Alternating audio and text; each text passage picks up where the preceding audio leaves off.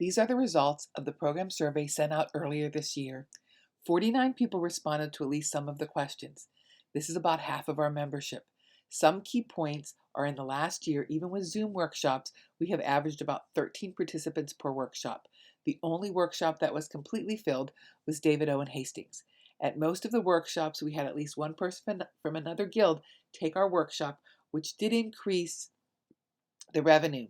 We almost broke even on the cost of workshops. It is important to point out that the cost of lectures and workshops are increasing.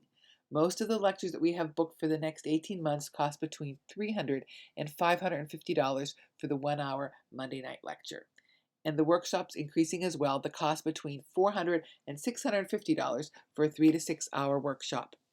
David Owen Hastings was an exception and cost over $700, so we had to charge a little bit more.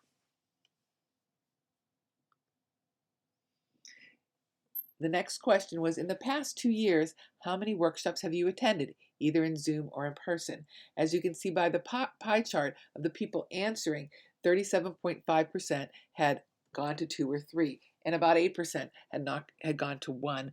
22% had gone to none. Most responders came to at least 1, and we would like to increase the number of attendees, but from the survey, it was difficult to discern what would do that.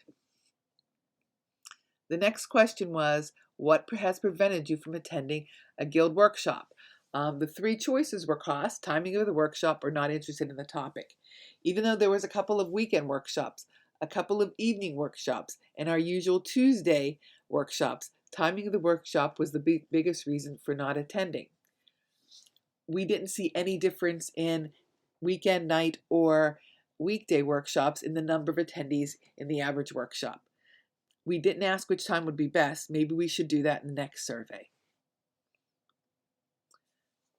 We also asked what quilting topics were of interest to you. And I put art quilts, applique, color design, handwork, traditional quilting, and modern contemporary quilting.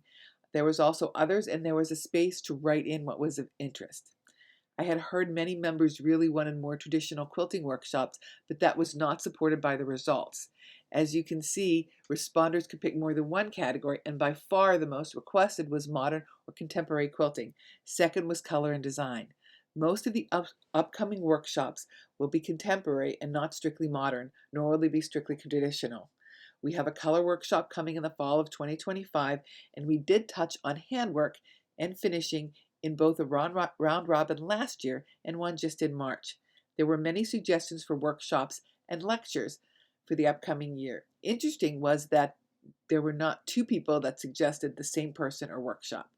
I have explored Guyleen Fitzpatrick, Carol Lyle Shaw, Tara Fonan, and found them to be way too expensive. We would have to charge at least $75 per workshop and need 12 participants to make up 75% of the cost.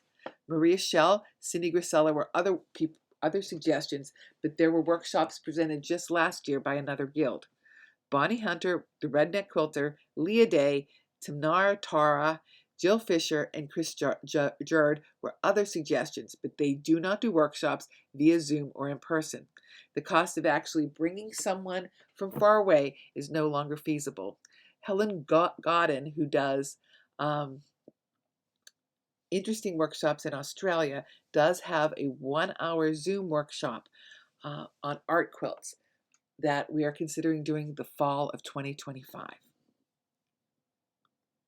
We asked, what do people prefer, Zoom workshops or in-person workshops? Most people preferred Zoom to in-person, but 1/3 did prefer an in-person workshop. In person, we are limited to a weekday if we want to continue to use the Monroeville Baptist Church. We will be doing an in-person sew day in April and an in-person workshop in May. May's workshop is Tracy Zago's Wool Applique. We will also have an in-person lecture and workshop from Claudia Creates in October. We will try to have Zoom meetings and workshops in the colder winter months. One of the last questions was, in what guild activities would you enjoy participating? The most answered was more workshops, which is a little confusing as that the average workshop attendance is less than half of the people that said the number of people that said they would like more workshops. We will continue to have 5 or 6 workshops a year. There is a new charity quilt person that should be continuing charity projects. And we will have a presentation from Julia McLeod about Lone Robins next February and start short monthly sew days for the Lone Robin Project. Thank you for listening and thank you for answering the questions in the survey.